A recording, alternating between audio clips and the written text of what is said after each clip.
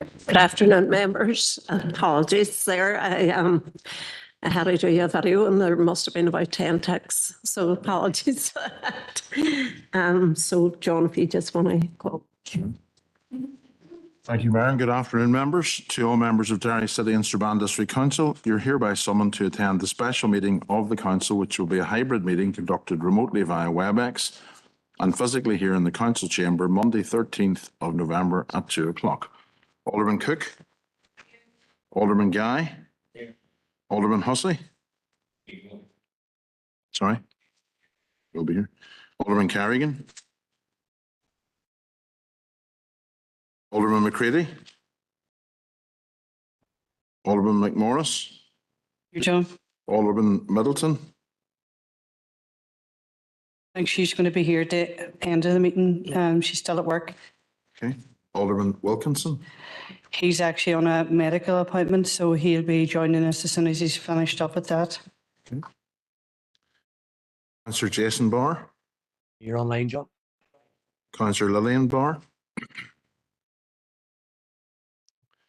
Apologies received from Councillor Raymond Barr. Councillor Boggs. Apologies for Councillor Boggs. John is teaching. Councillor Boyle. Online, John. Councillor Cusick. Online, John. Councillor Deany. Apologies from Councillor Deany as well. She's also teaching. Councillor Devine. Sure. Councillor Donnelly. Councillor Alex Duffy. Shaw online. Councillor Sandra Duffy. Councillor Farrell. Councillor Fleming. Shaw. Councillor Gallagher. John. Councillor Harkin. Councillor Hart. John. Councillor Heaney. Councillor Hutton. Councillor Jackson. Councillor Leonard. Shaw online. Councillor Logue. Sure. Councillor McDade. Councillor McGinley. And Shaw online, John. Councillor McGowan. Apologies from Councillor McGowan. Councillor McHugh. Online, John. Councillor Mooney. Councillor Murphy. Councillor Norris. Councillor Farrell. Councillor Riley. Here, John online. Councillor Tierney. Councillor Neelis. Thank you. Thank you, members. Thank you, Mayor.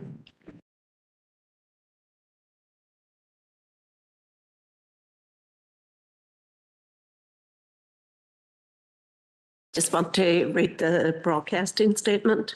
I would like to remind everyone present at this meeting in the chamber or in attendance remotely that this meeting will be broadcast live to the internet and will be capable of repeated viewing. This broadcast may be terminated or suspended in accordance with our protocol. Due to your attendance at this meeting, you are consenting to be filmed and to use and storage of those images for broadcasting or training purposes and for the purpose of keeping historical records and making those records available to the public. Members and approved speakers are reminded to only have their mics and cameras on while speaking at the meeting and to use the chat facility to highlight a request to speak. A copy of the Council's privacy notice may be found on the Council's website. I'd like to ask if there are any declarations of interest. No, we'll move on then to item number 5. John. Thank you, Mayor. Members, just to talk through the structure of the meeting and what we're proposing to do. So on item 5, Ballynagard project update, there were quite a few queries, questions raised last Tuesday on the back of Philip's paper in relation to the project. So we're going to try to answer as many of those questions as possible through an update, which is going to be led initially by Karen Phillips. Karen's going to step through the chronology of the project with key dates, key issues, costs, those type of things that were asked. The other members of the senior team who are engaged in the project are also here to answer any further questions that might be posed from that. It's then suggested, members, that you would resolve to go into confidential to receive the paper that Philip had originally put to Governance Committee last week. Now, members, obviously, you may wish to hear as much of that as you did last Tuesday in open business as possible. So if that were something you wished to do, obviously we can do that. If you're resolved to take those aspects of that paper that Philip can take us through in open business, again, as we did last Tuesday. But then there would be certain elements of it that would still have to be dealt with in confidential.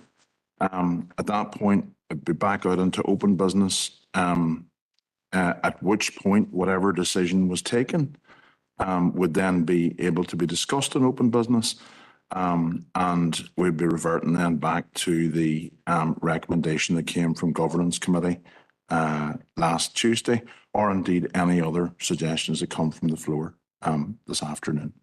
Is that okay, Mayor, members? Yes. Okay. So on the basis of that, then we'll pass to Karen to take us through the project update. Thank you, John. Members, I'll run through an update in relation to the project. Some members will be very familiar with the history of this. Other members, perhaps not so much due to the changes on council. So bear with me because it'll take a few minutes to actually run through it.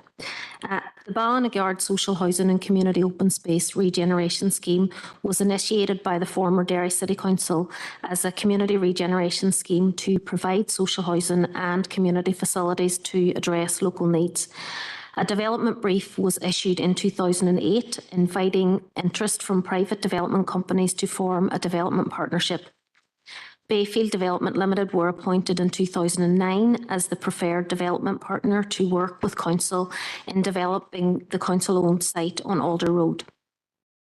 The original scheme comprised of a community centre building, grass soccer pitch, play area and 50 social housing units. This original scheme did not secure full community support. Further community engagement took place in order to seek a resolution to the community concerns that were raised. A final agreed design concept for the community open space elements was reached in late 2017, which included 50 social housing units, managed open space, allotments and a play area. Greater Shantallow Area Partnership assisted throughout this process, working with the Ballinagard Residents Association, Council and the developer. The revised designs were subject to a focused community consultation process led by GSAP and which received majority support in February 2018. These design revisions were reported to and approved by Environment and Regeneration Committee in May 2018. In September 2018, a report was presented to Environment and Regeneration Committee advising members of land encroachment issues on council's land and the potential impact of this on developing 4 out of the 50 social housing units on the site. Members were appraised of the ongoing legal action in this regard, as well as council's planning enforcement section following up on the unauthorised structure erected on council land. The planning application for the revisions to the revised community open space element was submitted by Bayfield in February 2019, reflecting the outcome of the community consultation process, and was granted in November 2018. The original development partnership formed between Bayfield and Council was based on Council selling the land to Bayfield and who would construct the community open space element on Council's behalf in lieu of the capital receipt. Discussions took place between Council and Bayfield in February 2019, during which a number of delivery options were tabled.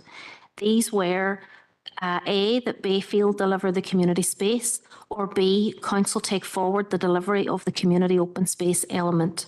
This was suggested given that Council have considerable expertise in successfully developing public space and play areas, and because Council will be managing the space after the construction. Bayfield confirmed their agreement to Council delivering the community open space element, subject to the developer being compensated for the costs that they had incurred to date in relation to the preparation of designs, technical information, planning and other costs. Bayfield indicated willingness to consider this further to them. sorry, apologies members, Bayfield submitted the cost information for consideration, and by June 2019 a sum of £50,000 had been agreed on the basis of Bayfield retaining the lands for social housing development and council taking forward the development of the community open space element. In October 2019, Environment and Regeneration Committee were updated on the revised delivery arrangements and Council granted authority for officers to proceed on this basis. The land conveyance arrangements were subsequently initiated on this basis.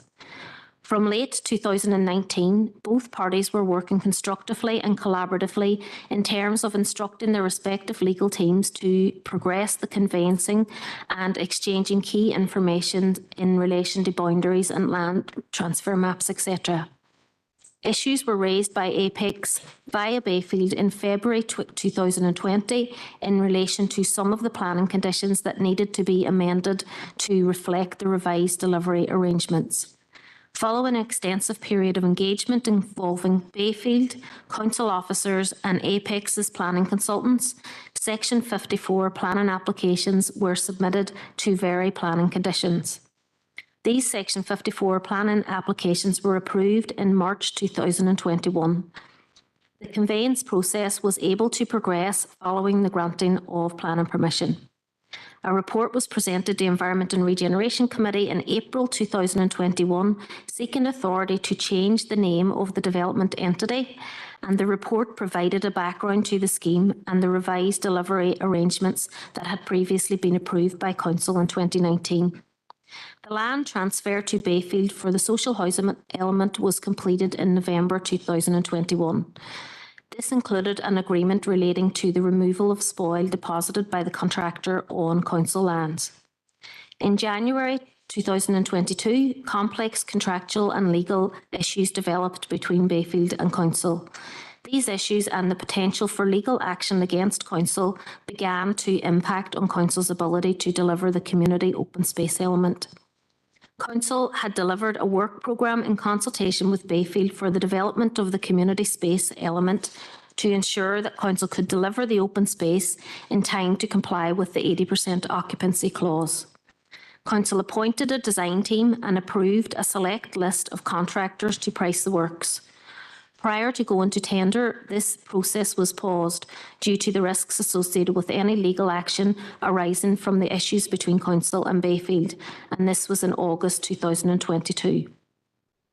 In parallel, the estimated cost for the community open space element had increased significantly, as with other capital projects, due to the significant post-COVID inflation in construction materials, to a point that the capital receipts secured for the sale of the land at Bayfield is no longer sufficient to meet the full costs.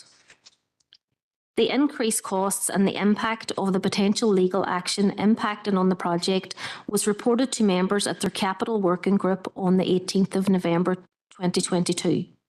At that time, given the very challenging financial position that Council was in, only projects that were ready to be delivered and with complete cost certainty were taken forward from the capital working group to Governance and Strategic Planning Committee following this meeting. Council remains committed to delivering the community open space elements of the project and has sought to resolve the complicated legal and contractual issues with Bayfield proactively, culminating in the mediation process that was initiated on the 13th of October 2023 to address and resolve all of the outstanding issues. In addition, Council officers have identified the additional budget to meet the deficit relating to the community open space element and are in a position to progress the development immediately if members approve officer recommendations at today's meeting. Officers engaged with Apex on Friday the 10th of November past and were advised that out of the 50 social housing units planned, 46 have been constructed, and out of those 20 have been occupied and a further 24 will be occupied this week. The remaining 2 units that have been constructed can be occupied depending on the decision of Council today, again later this week. Thank you, Chair. As John said, the officers and I are happy to take any additional questions that members may have in relation to the project. Thank you. Thank you, Karen. Councillor Duffy. Thank you, Mayor, and thank you, Karen, for taking us through that report. I do, unfortunately or fortunately, remember most of this saga, and we'll call it a saga. We did call it a mess last week, but today I'm going to call it a saga because it has been ongoing for so long. I first became involved in it in 2011. Councillor Tony Hassan was very much involved in this even prior to 2009 in terms of the need for social housing in the Culmore area. It was a priority. It is a priority for us as a party in terms of development. A lot of work went into this, and Tony, you're sitting in front of me. A lot of work went into this, a lot of mediation, a lot of negotiation with the current Ballinagard Residents Association over a quite considerable period of time. There was, and I'll declare an interest as a board member of GSAP, the work that they did with the residents to come to an agreement was fast. And we did come to an agreement. And I think that that agreement also has to be honoured here today. The people of Ballinagard, the people of Culmore require allotments, they require play parks, they require facilities for their children. So that has to be part of what we agreed today. I understand that there's going to be rates implications for it, but it's what we have agreed over many, many years. In terms of the housing, absolutely, we can't, as a council, in good conscience, sit here with houses that are ready for occupation and not allow people to get into them. It's the mouth of Christmas. We have already quite clearly said last week that that is not the position that we want to be in as council. So from my point of view, from our party point of view, we want to be in solution mode today. We want to come out of this meeting with a positive outcome. We want that outcome to be that people will be able to move into their homes. And I welcome what you're saying there in terms of those 24 houses and then the further 2 houses. I welcome that. So what I want to come out of today is an agreement that people can move into their homes, and we will be progressing without delay the play park allotment and open space. So thank you. I look forward to going into confidential where we can actually take that decision.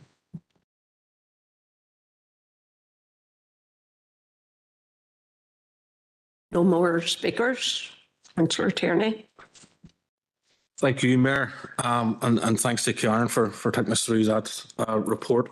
Like Councillor Duffy, I'll declare an interest as a board member of the Greater Chantal Area Partnership. And on behalf of the SDLP, I want to thank officers for their swift action in facilitating this meeting, given the outcome of last Tuesday's governance and strategic planning meeting. I know it was difficult for a lot of us, and we spent a lot of time to try and come up with a solution to get us to this point where we hopefully have an agreement where residents who have already been allocated a home get the keys and are able to move on. There are major complexities within the report that was presented to governance and strategic planning last week, which for me and for members of our group left a lot of unanswered questions. I think Aaron has with good grace tried to address most of them, and we acknowledge that and we thank you for it. But there are still some questions. Bayfield, for example, were appointed as the preferred developer in 2009, and then there was a series of discussions, and there was a number of options put to Bayfield in relation to the open space. One was that council would take it forward, and the other was that Bayfield would continue to develop it. Why were those options put to Bayfield? If at that point there was things were moving and progressing, why would we be putting an option to them that council would step on? If that's down to council's expertise, I can understand that. But there could have been a process where council could have lent their expertise to Bayfield to try and encourage them to deliver a project which may have been the council standard. Not that I'm questioning the standard that Bayfield would have delivered it. When you look at other projects that they have delivered, such as Oakland Park and others, their standard is pretty high, as I'm sure you'll agree. In relation to Young Shed, does that have planning permission? I don't think that it does. And I also understand it was described at governance and strategic planning last week as a commercial shed. I think Sharon pointed out that in 2017, council had investigated that, and that was sent on to planning enforcement. We're now in 2023, almost in 2024. What action can you document that for us from 2017 to date has been taken to have that shed dealt with? Because as we know, that shed is prohibiting the building of 4 social housing, badly needed social housing units in that area. And as I understand it, and I think we all know now that that shed was built on council land without council permission. There should be action taken on it. And I don't think it should take as long as it has to get that action taken. I would like to see what we have done and where we are to progressing that and having that issue dealt with. In relation to the budget for the community scheme, I appreciate that post-COVID prices have gone through the roof. But are we suggesting that the scheme that was agreed, and like Councillor Duffy, I remember all of those conversations in the boardroom of the Greater Chantal Area Partnership and the difficult conversations it was to get the Ballinagard residents to a point where we could all agree a scheme. It's a scheme that at the time we welcomed and we still do welcome and we want to see it developed. But we need to know how much has that risen over the years, and the budget. Are you telling us now that the budget that was set aside from the capital receipt is no longer substantial to carry out that project? I think that's an important question as well. We look forward to hopefully, like Councillor Duffy had said, the residents of the remaining properties getting to occupy their homes. And I think it was a good position and a good conversation that we had last week to get us to this point. And I know that many of the residents are watching and waiting to see what comes out of this meeting today. And hopefully they'll have their keys in the not too distant future.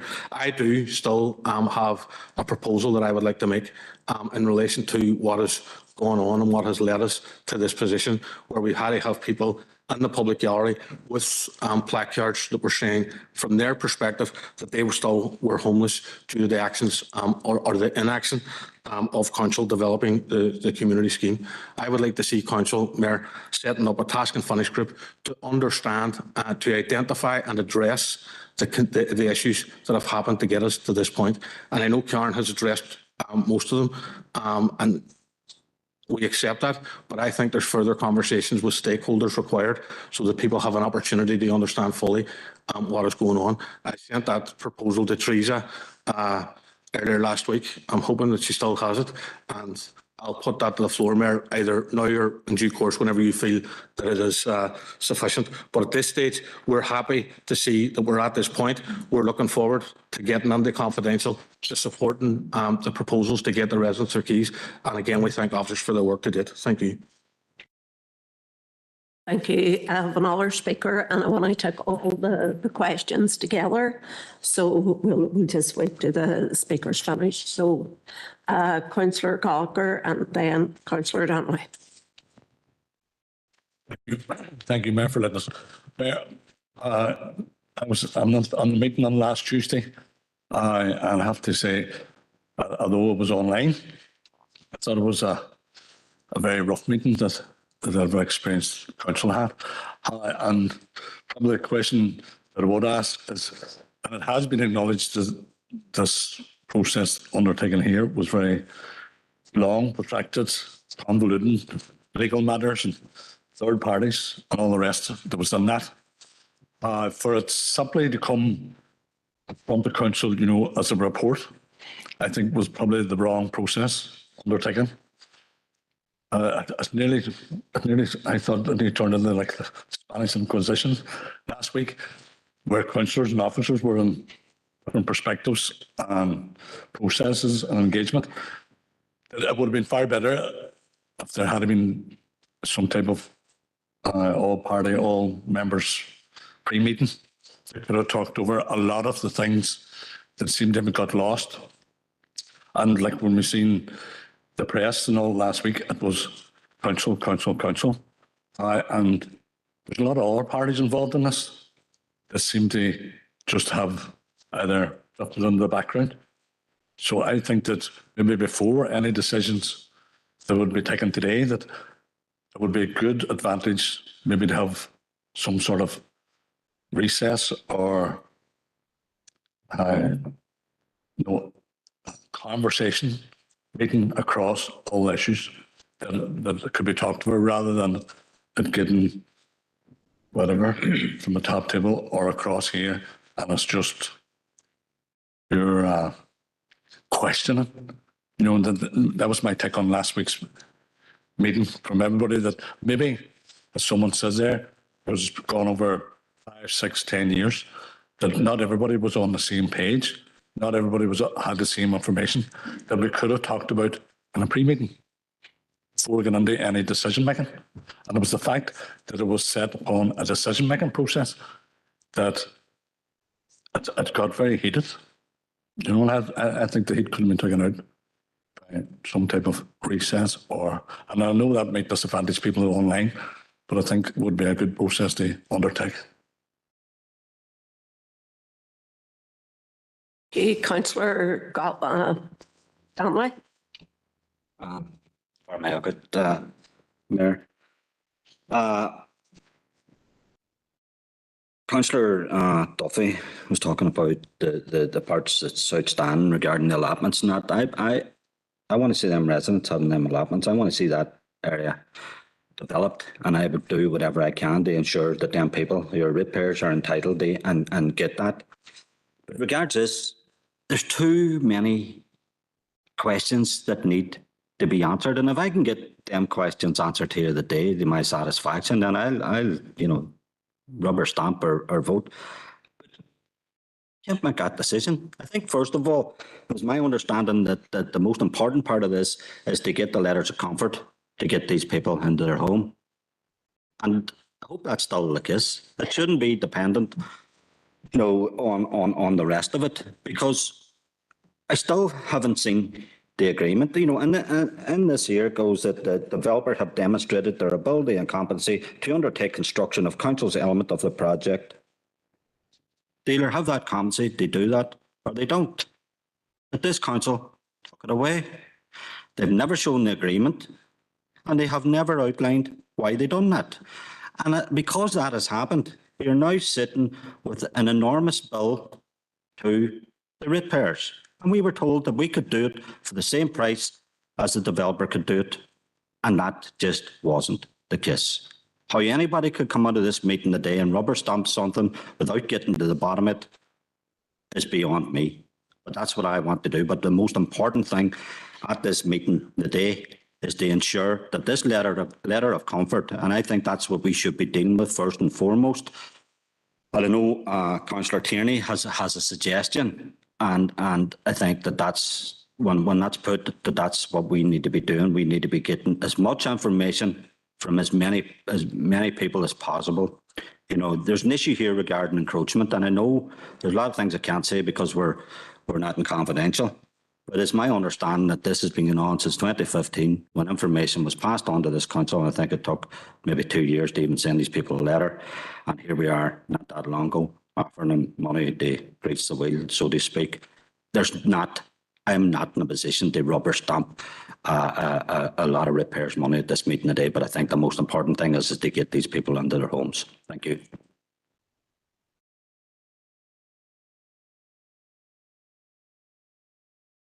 Okay, no other speakers. Alderman Hussey. Thank you, Mayor, and thanks and apologies for late arrival. We've had an update. Can I just seek clarification on what the officers told us, in that 44 houses will be occupied? So we're talking about 2 houses plus 4 that were promised on the disputed site. Is that correct? Thank you.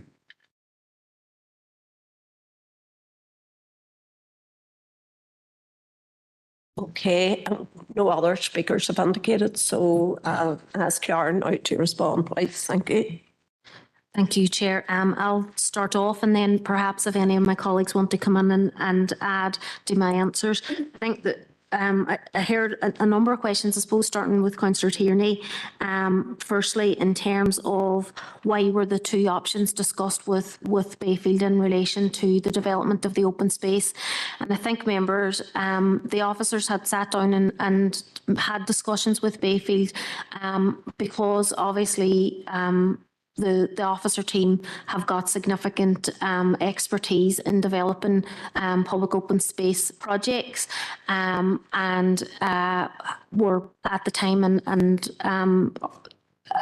ongoing have got that significant expertise within the team and really what we suggested was we could take that forward, and given that we would be managing the play area, etc., that we would design it and take it forward in the way that we would with all of our other open spaces and play areas. And members, my understanding is the discussions with Bayfield then related to the fact that the Bayfield felt that they needed to be compensated for all of the finances that they had actually been had expended to that date in being able to actually take this project forward. So an awful lot of engagement happened, particularly in and around that, to be able to provide documentary evidence that members or that the officers could stand over in terms of actually compensating Bayfield for that. We finally, as I said in my report, arrived at a position where we agreed £50,000 in relation to that, and that was then taken to members for consideration, and members approved that. So that's the first element in relation to the council delivering the open space. In terms of the shed, members, certainly just as I mentioned in my report, we had brought a report to members in terms of the land encroachment. At that time, there were a number of encroachments on the land, and officers from Environment and Regeneration were working actively with our legal services team in order to deal with all of those encroachments.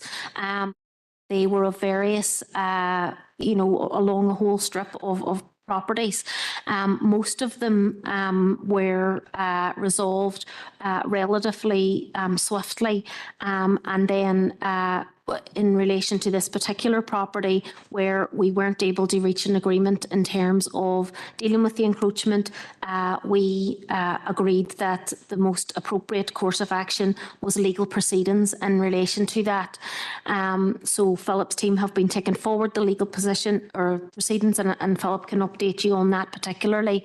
However, in terms of planning, clearly the planning enforcement team looked at that issue, and in line with their normal procedures, they looked at how was this going to be addressed, how was this this structure that was being put up, how was that going to be addressed, and they were aware of those legal proceedings in relation to the encroachment, and therefore they didn't follow up with planning enforcement because we were already taking legal proceedings to deal with the encroachment, which again would also deal with the structure, because once we took the legal proceedings in terms of encroachment, which we believed we had a good case in relation to, then the encroachment wouldn't happen, wouldn't be there any longer, if you like. So that's really what happened in relation to that, and we have emails, etc., from planning in relation to that.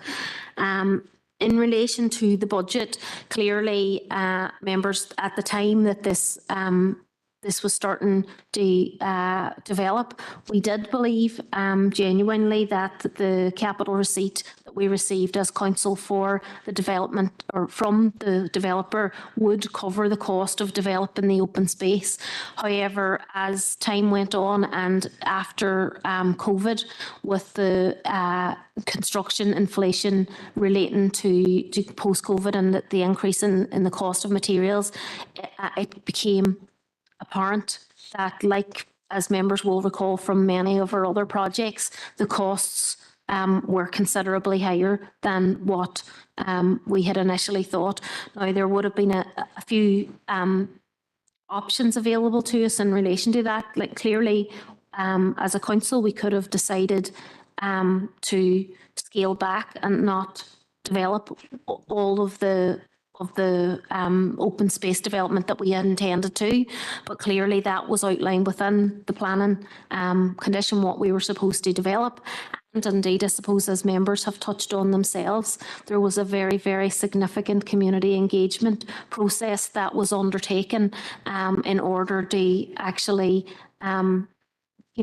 work with existing residents who were in the area to provide them with the open space elements that they felt they needed and indeed deserved in the local area. So again, that's basically how the issue in relation to the cost increase, and certainly, we've outlined that in the paper that members will consider, and if there's any remaining questions, we can cover that. So finally, I suppose, I know I've noted a number of comments made by other members, but just to reconfirm, Alderman Hussey, in terms of the point that you made, yes, we engaged with Apex last Friday, and they have advised that out of the 50 social housing units that were planned, 46 have been constructed and are ready to be occupied, and out of those, 20 have already been occupied and a further 24 will be occupied this week. So that's 44, and then subject to today's discussion, dependent on what members agree, the additional 2 units could be occupied, and Apex have advised that they will move to ensure that that happens with very quickly, immediately. So I think I don't know whether anyone else wants to come in. Philip, do you want to come in on the encroachment perhaps, just to provide an update of where we are? Members, just to update in relation to that matter actually was most recently before the court at 2 o'clock this afternoon. As mentioned by our barrister, in relation to the matter, earlier on today I had received a request from the solicitors acting for the owners of that land, asking for a further adjournment of the matter at the current review to allow them to continue their discussions with Bayfield Developments Limited. So the judge has adjourned it until the 15th of January with an agreed set of case management directions to be put in place for the 15th of January. So it's simply to update on the outcome of today's review in respect of that particular matter.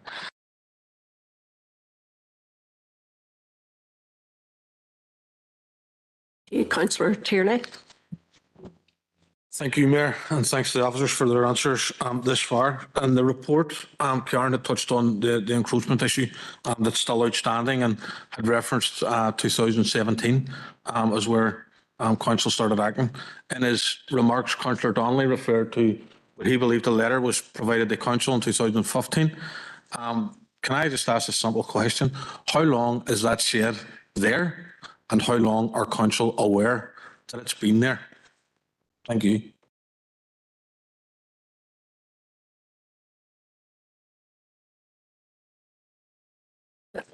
Members, we're going to have to try and find that out. We had done aerial surveys, etc., and a lot of research when we were in the process of doing engaging in the decision about whether or not to take court proceedings. So we do have some information, but I don't have it right in front of me today, so I can't tell you the exact date. I do know that obviously we were able to proceed with the legal proceedings, so that would have put it within a certain time frame, but I just don't know exactly when it was erected today, and we'll try and find out we'll try and find out. If we can find out before the end of the meeting, we will. If not, Philip can maybe add a bit of. I mean, I can tell you that we are aware that the shed was built sometime between 2010 and 2016. Exactly where in that space, we do not know. A critical point from a legal point of view is that obviously it is less than 12 years from the date upon which we instituted the court proceedings in relation to the matter. Our understanding is that it's used as a mechanical workshop. And as I say, it was used in that space. Our knowledge of this, I think, from a point of view of commencing and developing and taking forward some form of legal action in relation to it since 2017. But I couldn't confirm for definite that there hasn't been some sort of correspondence prior to that date, but certainly since 2017 we've been working on it. Alderman Hussey and then Councillor Dantley. That's just a quick question, reference the postponement. Was that request for postponement challenged by whoever's representing council? And if not, why not? No, it was taken forward by agreement in relation to the matter because we are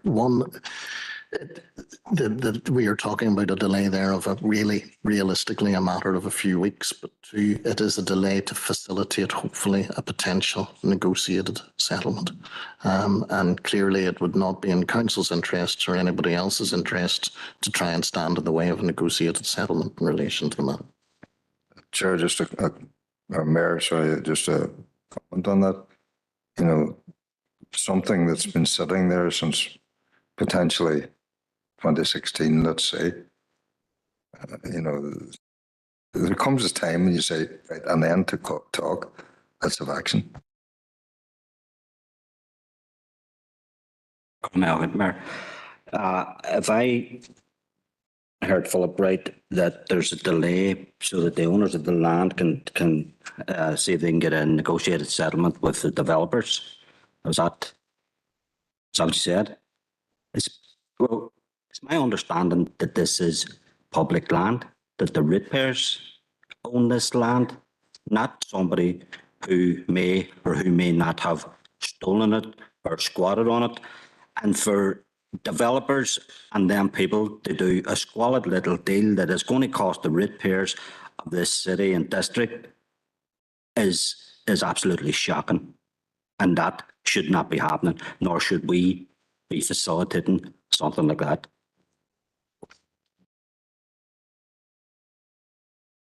Councillor Duffy. Thanks, Mayor. Mine's is just to go back on to the statement there that was made around we're down to 2 units, really. That how? Come on, please explain that to me, because I sort of can't get my head around it. So I would really appreciate it. I think through you, Chair, members, the planning condition attached to the planning application said that only 80% of the properties could be moved into, and then before the play area had started. So obviously, because there's 4 properties that haven't been built yet, then I suppose it's 20% of 50, and so that's really where we are. So, as I said, Apex have assured us that out of the 46 properties that have been built, for now 44 can be occupied, and indeed considering today potentially the other 2.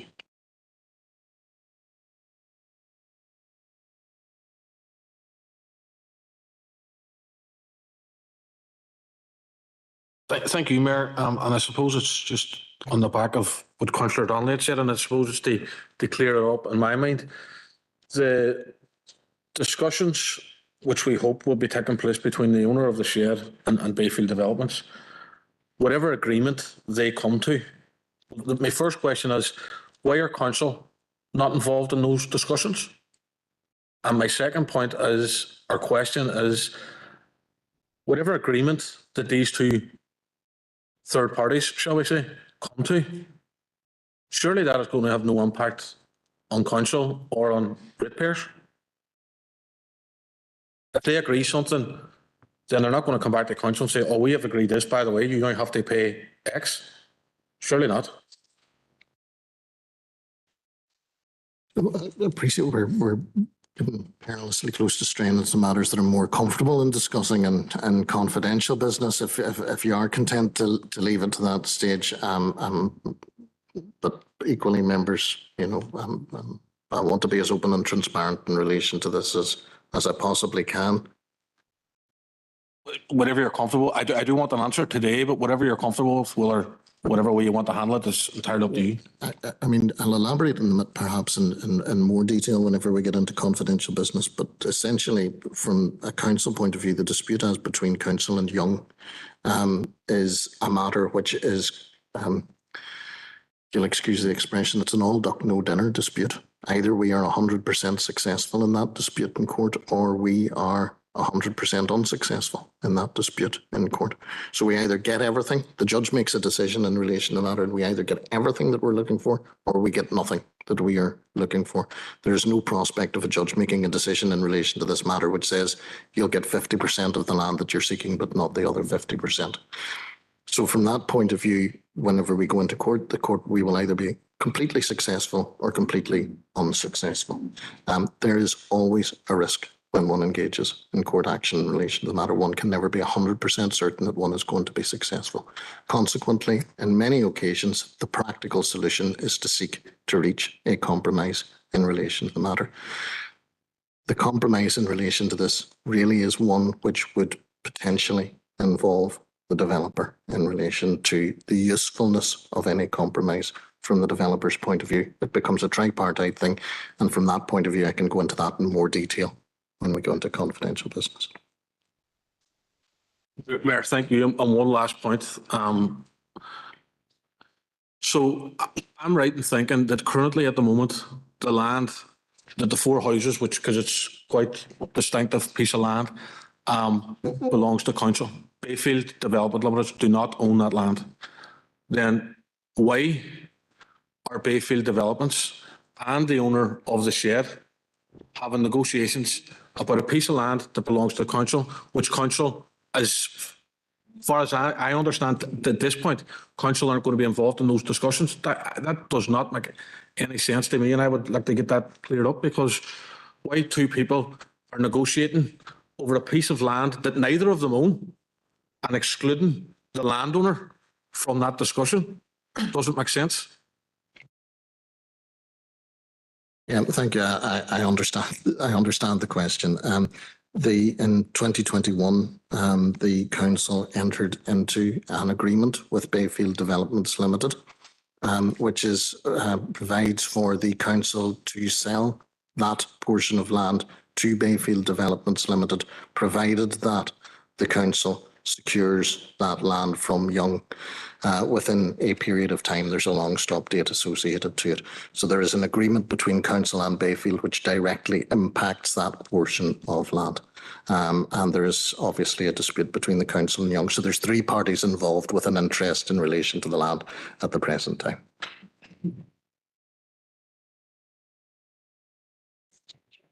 So do you want to expand? So therefore, why is the action currently between the landowner and I'll do that. I'm sorry, Mayor. I genuinely am. I know you said that you understand the question, and I appreciate that. But in my opinion, you haven't answered it.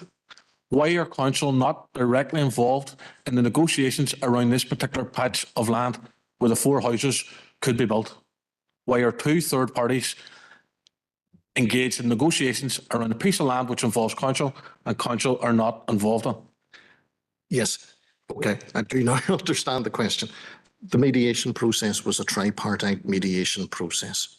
The mediation process, which involved the council, which involved the developer, and which involved the Youngs, reached a broad consensus, as the council believed, reached a broad consensus as to an approach which was satisfactory to the council, to the developer, and to Youngs in relation to that land. What is being discussed, as I understand it, in relation at the present between Youngs and the developer is issues regarding the exact location of a fence, a foot here, a foot there, but not something that impacts broadly then beyond that on the agreement from the council perspective in terms of what would happen to the land. So the council has been involved in it. This is the finessing of elements which directly involve the developer and Youngs rather than the broad agreement which the council certainly has been involved in relation to that. Beyond that, I'm going to take it into confidential if you don't mind.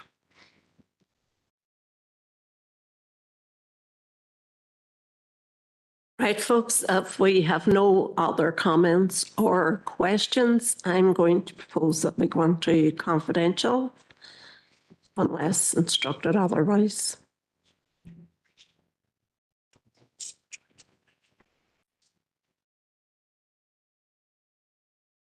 Okay.